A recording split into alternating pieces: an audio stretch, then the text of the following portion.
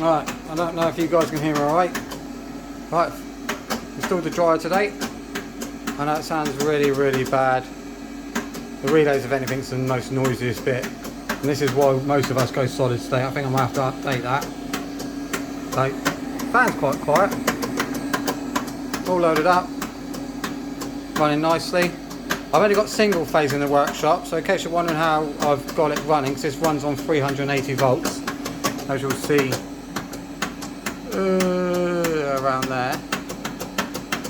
What I've done is straightforward. There you go, the standard driver, just a converter. It's what you get to operate like your spindles and your motors, just a speed controller. You can see the voltage it's drawing there. Keeps flicking back and forth from the resistance from the heater system.